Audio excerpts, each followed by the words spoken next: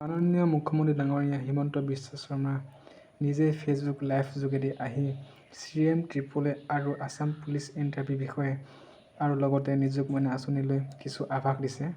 তো ভিডিঅ'ৰ যোগেদি আপোনালোকে সম্পূৰ্ণ জানিব। তো ভিডিঅ'টো চাওক। আগৰ ব্ৰডকাষ্টত কোৱা মতে মুখ্যমন্ত্ৰীৰ আত্মনিৰ্ভৰ অসম আঁচনিত প্ৰথম পৰ্যায়ত আমি 25,000 যুৱক যুৱতীলৈ আৰ্থিক সাহায্য আগবঢ়ালোঁ। এই আঁচনিত এইবাৰ আটাইতকৈ বেছি যুৱকসকল নিৰ্বাচিত হৈছে।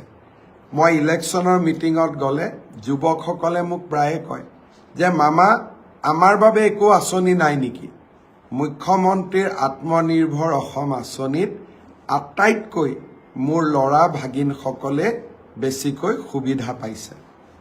অহা 5 তাৰিখৰ পৰা আমি দ্বিতীয় পৰ্যায়ৰ আবেদন লোৱাৰ কামো আমি আৰম্ভ কৰিম। যিসকলে সঁচাকৈয়ে ব্যৱসায় কৰিব খোজে, উদ্যোগ স্থাপন কৰিব খোজে, তেওঁলোকৰ বাবে 2 লাখ টকাৰ সঁচাকৈ ই এটা ডাঙৰ প্ৰয়োজনীয়তা পূৰণ কৰে। বহুতে মোক হোৱাটছআপত লিখিছে যে এই 2 লাখ টকাই আমাক বহুত সহায় কৰিব। মই প্ৰথম আপোনালোকক 1 লাখ টকা দিম।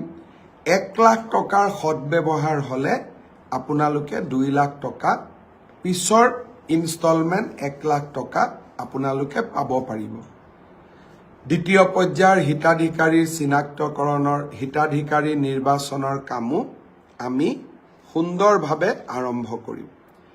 ADREৰ পৰীক্ষাও খুব সুন্দৰ কৰি পাৰ হৈ গ'ল।